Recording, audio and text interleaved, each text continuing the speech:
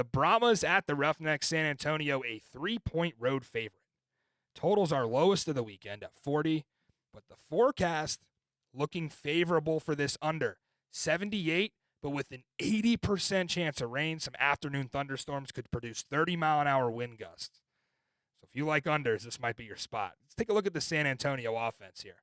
I want to point out first, a lot of you may not realize just how unlucky the San Antonio Brahmas have been this season. And it goes beyond just, I think, 12 opening day starters suffering injuries. It's more than that. This is their third straight week on the road, and their third straight week having to deal with bad weather. So it's rain and winds, and it puts a damper on this pass game. And I don't want to make excuses, but it's real. And it's just, I guess the good news for San Antonio fans is that if you can make it through this week, you won't play inside, or you will play inside, for the rest of the season. Because you're in the Alamo Dome for your home games. You have to go to St. Louis. And if you do find a way to make the playoffs, you're going to be inside the entire way. So enjoy your last game outdoors. I know AJ Smith is going to love that to get back out of this rain. And 3 straight road games, that's tough. Right smack dab in the middle of your season here. So what do we think about this San Antonio offense? Well, Ben DiNucci's not walking through that door yet, although he was released from the Denver Broncos. And it almost makes too much sense for him to come in. But we'll talk about that, and we'll cross that bridge when we get there. In this game, I expect a heavy dose of John Lovett. He's your new UFL rushing leader. Brahmas as a group, 200 yards on the ground against DC. Still wasn't enough to get the job done. So how does that match up with the Roughnecks? Well, not really that great for San Antonio, because I think you're going to be forced to get back to the pass and have an effective pass game, because this Houston defense gave St. Louis hell on the ground. It's actually a pretty solid rush D. They allowed just 32 yards against Battlehawks. They get stuff after stuff. They actually didn't allow a rush of more than 8 yards, and that was from A.J. McCarron, who had the longest run against Houston last week. 3.3 yards per carry allowed all season. So the front seven has been fine. It's the back four for Houston that has been tough. I think Quentin Dormady just needs to be more accurate.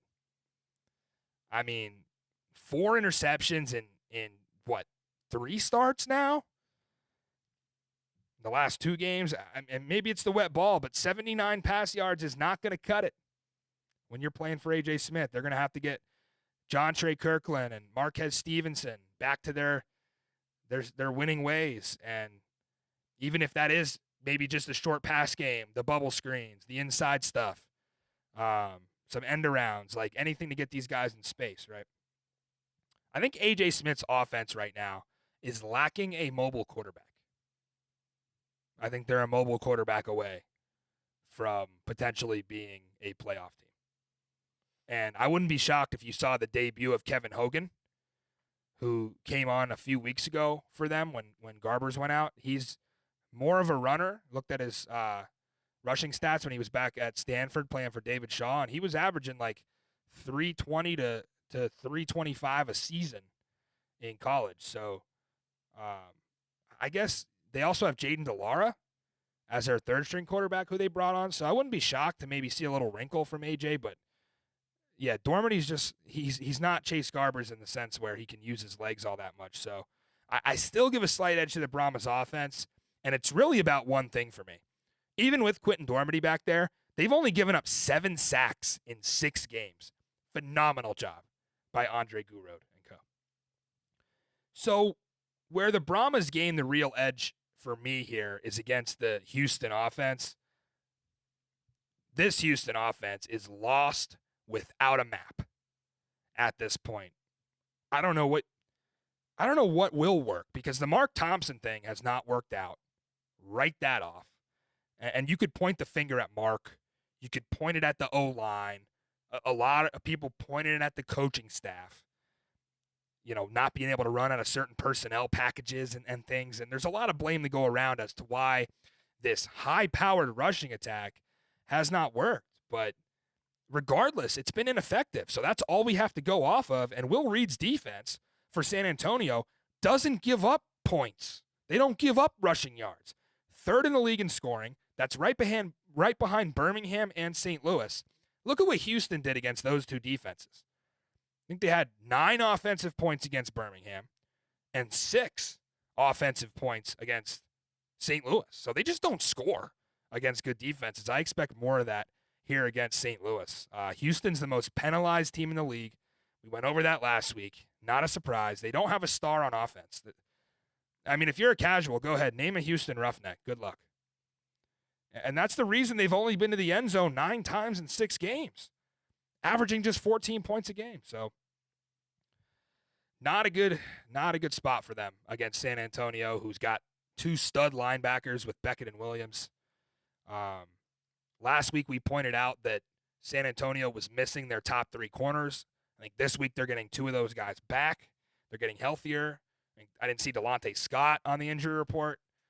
Tim Ward is coming back into the lineup. So, man, third down for Houston could be a nightmare offensively. San Antonio, league leading 31% on third down defense.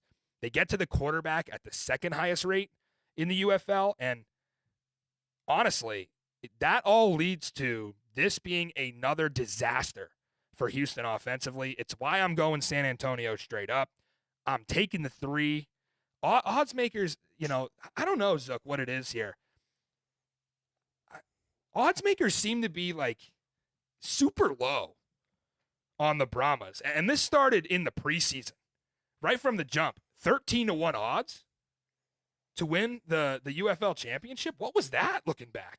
Worse than Houston? Worse than Memphis?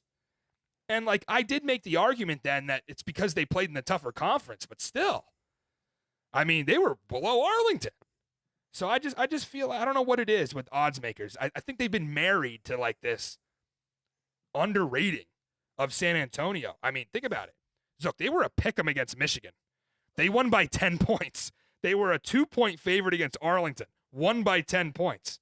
So we're going to see a similar result here as history repeats itself against lifeless Houston.